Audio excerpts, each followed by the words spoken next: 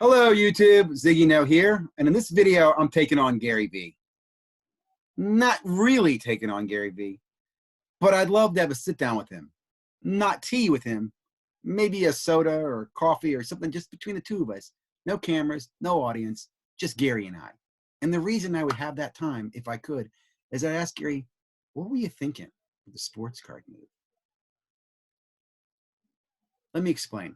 Look, I didn't know who Gary Vee was until about a few months ago when he did another video and did the card interview, where he sat down for about 2.5 hours here and talked about sports cards. Now, prior to that, I heard a rumor, I think it was a year ago, he talked about Giannis and recommended buying Giannis and talked about sports cards. And then, a few months ago, right before we had the March shutdown, he talked about how sports cards and the rise of sports cards and why he thinks there's going to be more and more sports cards coming out and so forth. And let me just first of all say I have great respect. Since I found out about Gary Vee, I've checked out his channel. I've watched some of his stuff. I think he's very inspirational. He's got great insight. He's a $160 million self-made millionaire. Can't knock that. I don't think there's a bad bone in his body. I don't think he has any ill intent. But I worry that Gary Vee has just sent a bunch of lemmings over a cliff in the sports card world. And let me try to explain to you why I feel that way. So first of all, if you go ahead and you're just, let's say you're new to the hobby and you like Gary Vee and he told you about sports cards and you Googled, Gary Vee sports cards, boom, here's what's going to come up for you, right? You see Gary Vee's video he did on sports cards. You're going to get a few advertisements for some other channels, right? Another one, some other Gary Vee videos. I'm going to talk about a few of these, but I think, again, you have to pay attention to if you're a novice and you came to this hobby and Gary Vee tells you go buy sports cards because it's interesting and it's a perfect way to make money, and you think about what's going on in the economy, people need to find a way to make money. What has this led to? Well, as I've been exploring the Facebook and YouTube underground and learning more about the content that's out there, I've stumbled across several new channels. I'm going to go ahead and talk about one of my favorite channels. I actually like the channels I'm going to talk about for one reason or the other. The Hobby Box. I like Boris.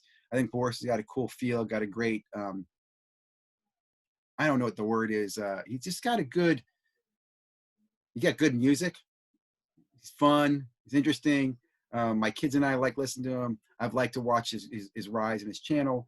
But when you listen to him, his first introduction he does in every one of his videos, he mentions Gary Vee, the rise of sports cards. Gary Vee's investing. That is, I like it, but to me, when I first heard it, it was a yellow flag, right? Then I started doing some more exploring, and the next guy I think I came across was KB Legends, and I came across him again through YouTube.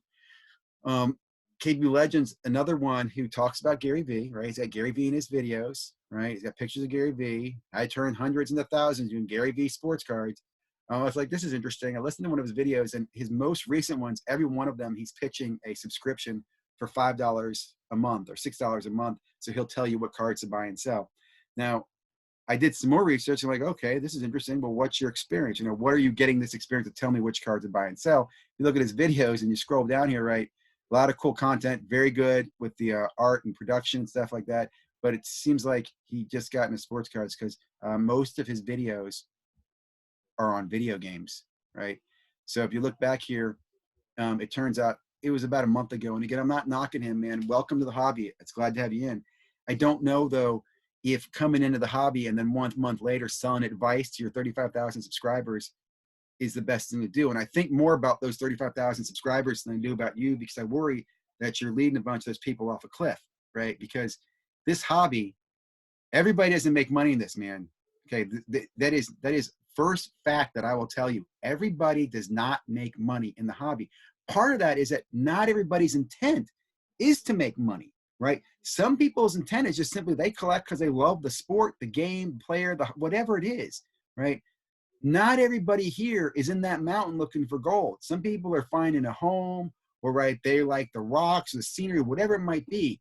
But telling everybody, hey, come make money in the hobby, that was a concern to me. So I follow KD every now and then. I listen to some stuff, but then I came across, I mentioned the Hobby Box, another one, Lyola, and I actually met Lyola or found her channel through another guy I mentioned, PSA Collector.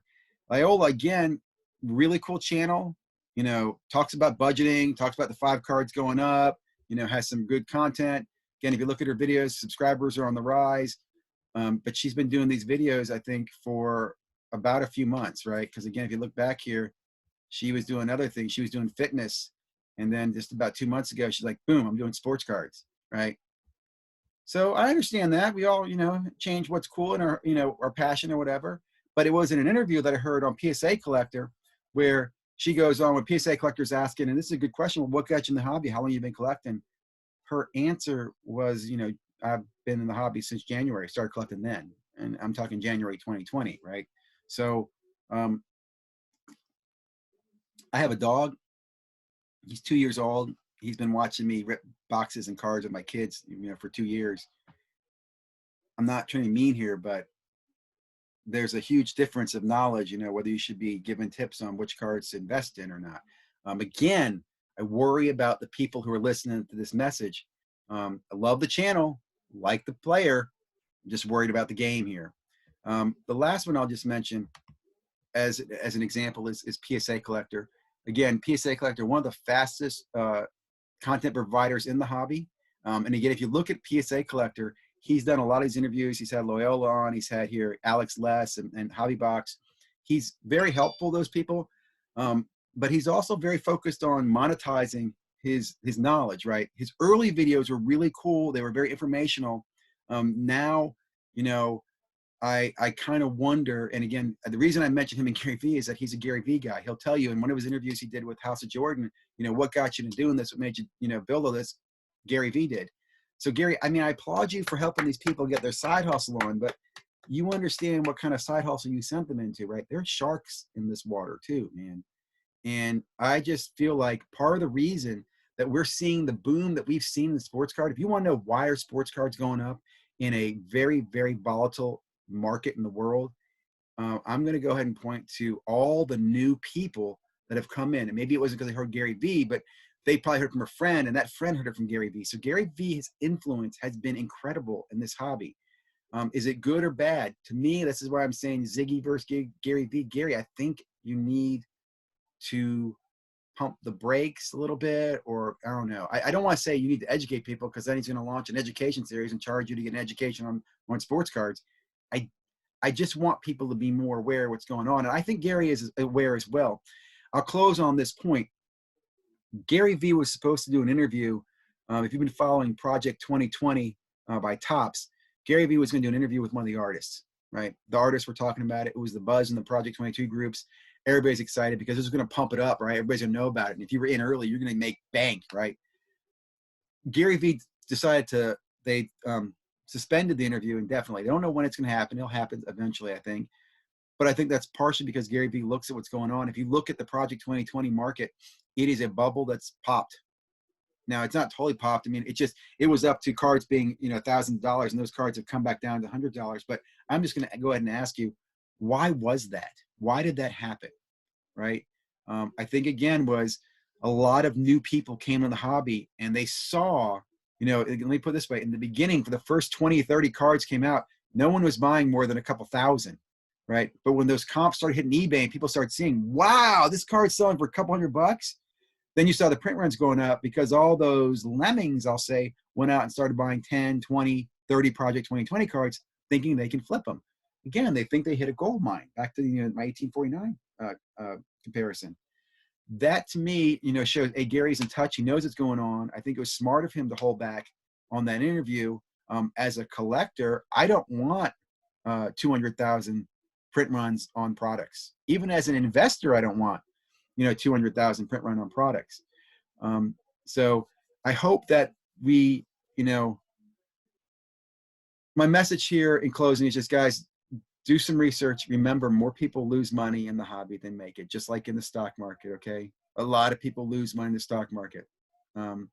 This is not the same thing. Liquidity is not easy to come by. It's not easy to go sell out 100 Luca Silvers in one day and turn that into cash. It takes some time and effort to do that. It also takes some knowledge of the hobby. So I hope you appreciate this video. I hope you understand my point, where I'm coming from. I look forward to your comments. I'd love to have some good debates. I asked you to subscribe. Love to get those comments. Gary, if by any chance you ever watch this video, you know, peace, man, love, nothing personal. I think part of you would probably agree with what I'm trying to say here. And I really hope everybody, enjoys the hobby. I hope everybody enjoys making money. And I hope you guys have a good time. So thank you very much. Appreciate your time. Ziggy out.